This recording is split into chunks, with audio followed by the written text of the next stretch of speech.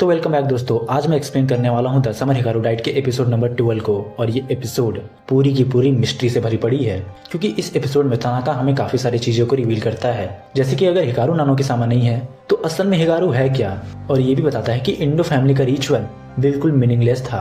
और इस एपिसोड में तनाका सबसे बड़ी बात ये रिवील करता है कि नानो किसामा जैसा कोई गॉड कभी था ही नहीं, ये बस गाँव वालों का एक अंधविश्वास था। और हाँ, हमें यहाँ माकी के बारे में भी कुछ शॉकिंग पता चलने वाला है, जो इस एपिसोड को सबसे मिस्टीरियस बनाता है। और ये मिस्ट्री तुम्हारे मन में काफी सारे सवाल भी छोड़ेगी, इसलिए इस एपिसोड को पूरा एंड तक देखना, क्योंकि ये एपिसोड सही में काफी इंटरेस्टिंग होने वाली है। तो चलो इस एपिसोड को स्टार्ट करते हैं। एपिसोड की स्टार्टिंग वहीं से होती है जहाँ पे एंड हुआ था। तनाका क्लेम करता है कि जो हिकारू है वो असल में नानो किसामा नहीं है।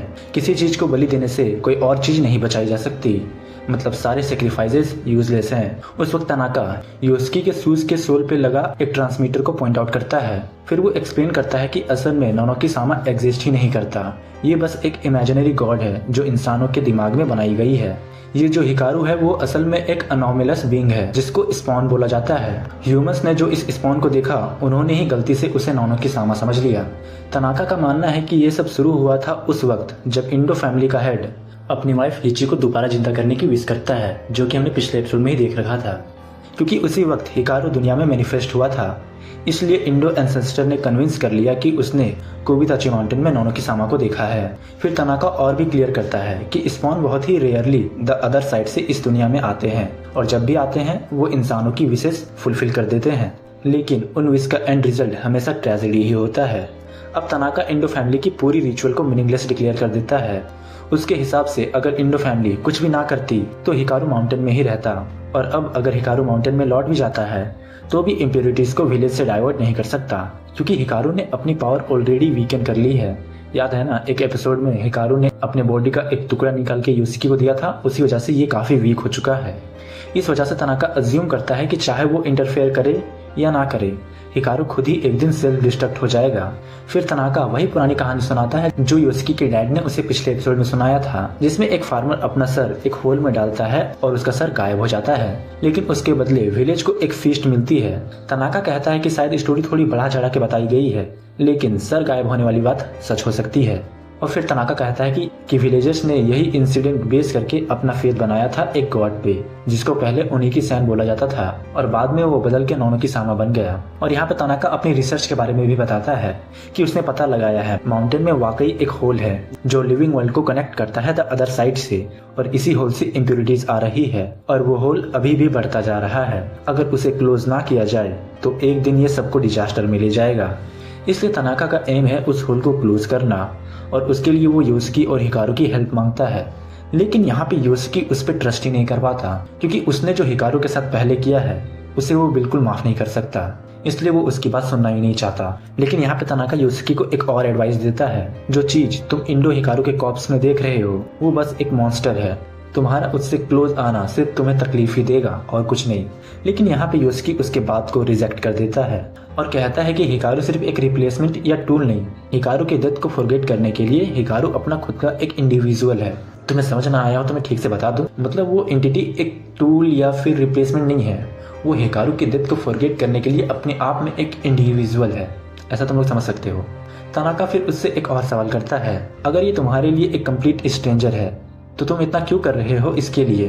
और वो ये कहते के साथ कि इस बात पे थोड़ा गौर करना, दोनों अपने रास्ते बदल लेते हैं। फिर यहाँ पे सीन शिफ्ट होता है और हम ट्रेन के अंदर आते हैं। योस्की अपने दिमाग में वो सारे इन्फॉर्मेशन को जो तनाका ने उसे बताया था उन सब के बारे में सोच रहा होता है। उसे थोड़ा रिलीफ मिलता है कि अब हिकारू को माउंटेन लौटने की कोई जरूरत नहीं है। वो कहता है कि ये डिसीजन उसने विलेज और हिकारू दोनों के लिए लिए, लेकिन अंदर से वो मान रहा है कि ये डिसीजन उसके ईगो की वजह से था। लेकिन यहाँ पे रियलिटी ये था कि योस्की को अकेला नहीं रहना था और उसे हिकारू के साथ रहने में अच्छा लगता है। एक तरह से तुम लोग ये सोच सकते हो कि योस्की यहाँ पे सेल्फिश हो रहा था, और यहाँ पे योस्की ये भी रियलाइज करता है कि असल में हिकारू जो माउंटेन वापस जाना चाहता था वो एक अच्छा चॉइस था, लेकिन उसने अपनी सेल्फिशनेस की वजह से उसे रोका। और ये बात वो मन में नहीं सोच रहा था, उसने लाउड में गलती से हिकारू के सामने ही कह दिया। लेकिन हिकारू यहाँ पे कंफ्यूज हो जाता है और कहता है, तुम इस बात को इतना कॉम्प्लेक्स क्यों बना रहे हो, मैं जो कुछ भी करता हूँ वो भी मेरा ईगो ही है, लेकिन मुझे फर्क नहीं पड़ता क्योंकि तुम्हारी ईगो मुझे काइंडनेस लगती है, मुझे पसंद है तुम्हारा ईगो। और फिर हिकारू योशिकी से एक सवाल करता है, तुम एक्चुअली क्या करना चाहते हो? और यहाँ पे योशिकी दिल से कहता है कि वो फ्री फील करना चाहता है और हिकारू के साथ कहीं दूर चले जाना चाहता है। लेकिन अगर इसकी वजह से कुबुताची के साथ कुछ बुरा हो जाता तो वो सह नहीं पाता। उसे विलेज पसंद तो नहीं है, लेकिन उसकी फैमिली और लव्ड वंस वहीं पे है। और सबसे इम्पोर्टेंट, वो विलेज हिकारू के लिए भी बहुत मीनिंगफुल था, इसलिए योशिकी उस विलेज को प्रोटेक्ट करना चाहता है। इसलिए योशिकी यहाँ पे डिसाइड करता है, हम तनाका की हेल्प करेंगे उस होल को क्लोज करने में। यहाँ पे हिकारू सोचता है कि योशिकी ने मुझे माउंटेन जाने को मना कर दिया और ये उसके लिए सरप्राइजिंग था। फिर यहाँ योशिकी फिर उससे डायरेक्टली पूछता है, क्या कोई जगह है जहाँ तुम जाना चाहते हो? तो यहाँ पे हिकारू कैजुअली जवाब देता है, टोक्यो में एक स्टोर है जहाँ बहुत बड़ा ब्रेड मिलता है, मैं वहाँ जाना चाहता हूँ। और दोनों डिसाइड करते हैं कि जब ये सब खत्म हो जाएगा तो वो दोनों साथ में वहाँ जाएंगे। और फिर ट्रेन की खिड़की से दोनों बाहर देखते हैं। Multiple streams of light sky में फ्लो कर रहे होते हैं। फिर सीन शिफ्ट होता है और हमें दिखाया जाता है कुरिबायाशी अपनी मदर इन लॉ और अपनी बेटी की जिम्मेदारी क्यू चैन को देकर खुद स्टेशन जाती है योशिकी और हिकारू को पिकअप करने के लिए। फिर कुरिबायाशी उन दोनों को पिकअप करती है। फिर वो दोनों कुरिबायाशी को सारी बात बताते हैं जो उन्होंने तनाका के साथ की थी। और जब तीनों स्टेशन से निकलते हैं तब हिकारू देख के नोटिस करता है कि जो स्ट्रीम लाइट उन्होंने स्काई में देखे थे वो अब गायब हो गए हैं।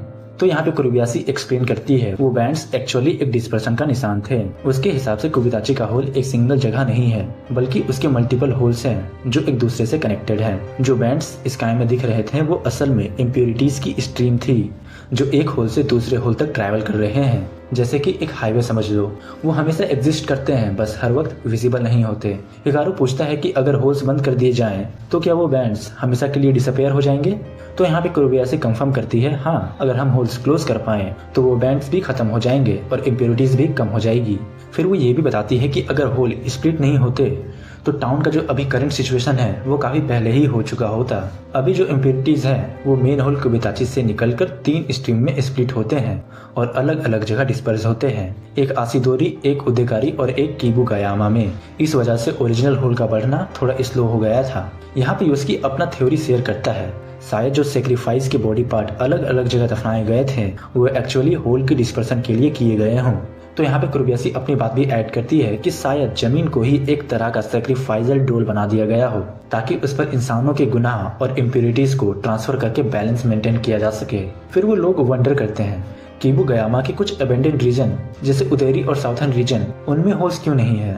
कुरिबायाशी यहाँ पे अपना ओपिनियन देती है, इम्प्योरिटीज उन जगह प्रेफर करती है जहाँ इंसान रहते हैं, तो हो सकता है अगर होल्स वहाँ होते भी तो इम्प्योरिटीज वहाँ से निकलती ही नहीं।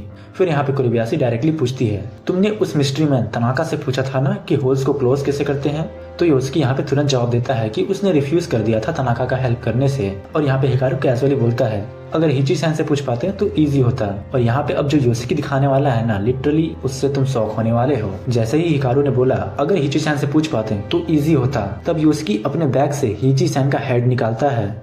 उसे याद आता है कि तनाका ने ये हेड उन्हें तब दिया था जब वो लोग वापस निकल रहे थे और ये भी कहा था कि अब ये एक्सट्रीमली पावरफुल टैलिस्मैन बन गया है जो इविल से प्रोटेक्ट करेगा। फिर यहाँ पे हिकारू अपना थ्योरी बताने लगता है, शायद बाकी लोग के हेड्स होल में सोलो हो गए और गायब हो गए, लेकिन हिची-सैन का हेड अभी भी यही है क्योंकि उसे किसी चीज को ऑफर किया गया था। लेकिन यहाँ पे उसे एक डाउट होता है, अगर ऐसा था तो बाकी जो बॉडी पार्ट्स अलग अलग जगह दफनाए गए थे वो होल्स में डिसअपियर क्यों नहीं हुए? तो यहाँ पे हिकारू अज्यूम करता है कि शायद उन्हीं लोकेशंस पर बाकी टाउन्स में होल बने हो सकते हैं जहाँ उनके बोन्स दफनाए गए थे। और यहाँ पे कुरिबायाशी उसके बात से एग्री करती है, लेकिन उसके चेहरे पे एक बहुत ट्रबल एक्सप्रेशन आ जाता है, वो बात को हटा देती है और तीनों नॉर्थ कीबुगायामा में एक ड्रग स्टोर पे रुकते हैं क्योंकि कुरिबायाशी को स्टोर क्लोज होने से पहले टॉयलेट पेपर लेना होता है। जब वो अंदर होती है तब बाहर योशिकी और हिकारू वेट करते हैं। इसी वक्त हिकारू योशिकी से डायरेक्टली पूछता है, तुम मुझसे डरते हो क्या? तो यहाँ पे योशिकी श्योर नहीं होता। उसका जवाब तुम ऐसा समझ सकते हो, हाँ या ना दोनों में होता है। फिर यहाँ पे हिकारू काल्मली कहता है, सोचो, मैं माउंटेन में वापस नहीं जा रहा, मतलब एक दिन ऐसा भी आ सकता है जब मैं तुम पर दोबारा अटैक करूं, तब तुम क्या करोगे? और वो इसीलिए योशिकी को इनकरेज करता है कि वो हिची-सैन का हेड अपने पास ही रखे प्रोटेक्शन के लिए। लेकिन यहाँ पे योशिकी भी क्लियर कर देता है कि ये प्रोटेक्शन मुझे मिक्सड अप होने से नहीं बचा पाएगा। और यहाँ पे योशिकी फिर एकदम डिटरमाइंड हो जाता है, मैं तुम्हारे साथ रहूंगा, किसी और के लिए नहीं, सिर्फ अपने लिए। और फिर हमें दिखाया जाता है कुरिबायाशी जब ड्रग स्टोर में पेमेंट कर रही होती है तो उसके मन में कुछ फ्लैश होता है अपने बेटे लोरी का। उस मोमेंट में लोरी कह रहा होता है, सब तुम्हारी गलती थी शुरू से। और फिर वो दोनों को देखकर अपने बेटे को याद करती है बाहर हिकारू योशिकी को फोन में सोशल मीडिया पोस्ट दिखाता है जो उनके फ्रेंड ने समर वेकेशन स्टार्ट होने के बाद शेयर किया था। आस्को अपना समर होमवर्क ऑलरेडी फिनिश कर चुकी है। यूकी अपनी छोटी बहनों के साथ टाइम स्पेंड कर रही है, लेकिन उनकी नजर रुक जाती है एक अपडेट पर, जो कि होता है माकी का पोस्ट। उसने अपने बेडरूम की एक फोटो शेयर की है और उस फोटो के बैकग्राउंड में जिसमें एक पेयर ऑफ जेंट्स लेग दिख रहे हैं जो उसकी विंडो के कर्टेन के नीचे से बाहर निकले हुए हैं। फिर यहाँ पे सीन शिफ्ट होता है माकी के रूम में। वो लेट नाइट को अपना समर होमवर्क कर रहा होता है। एग्जॉस्टेड होकर अपनी चेयर पे लीन बैक करता है और नीचे फ्लोर की तरफ देखता है और वहाँ वही पेयर ऑफ थिन लेग्स उसे डेस्क के नीचे से नजर आते हैं, बिल्कुल वैसे ही जैसे सेम फोटो में थे। यहाँ पे माकी डिस्टर्ब होके तुरंत अपनी नजर हटा लेता है, लेकिन जैसे ही वो इधर उधर देखता है उसे एक और हॉरिफाइंग चीज नजर आती है। एक पेयर ऑफ फीट उसके बेड के नीचे से निकल रहा है और वो पहले वाले लेग्स अब भी कर्टेन के पीछे ही हैं। तब माकी टेरर और फ्रस्ट्रेशन में अपना सर दोनों हाथों से पकड़ लेता है और एक लाइन कहता है, बस करो यार, थोड़ा तो ब्रेक दो। और यहाँ पे एपिसोड एंड हो जाता है। क्या यहाँ पे माकी कुछ जानता है इन सब के बारे में, इम्प्योरिटीज के बारे में या फिर होल के बारे में, या फिर माकी भी हिकारू की तरह एक इम्प्योरिटी है? भाई साहब, जैसे जैसे मैं इसके बारे में पढ़ते जा रहा हूँ ना, इसकी मिस्ट्रीज और भी गहरी होती जा रही है। तुम्हें इसमें क्या लगता है मुझे कमेंट करके जरूर बताना। और अगर एपिसोड पसंद आया हो तो वीडियो को लाइक करना, शेयर करना और अपने मैंथन भाई के चैनल को सब्सक्राइब कर देना।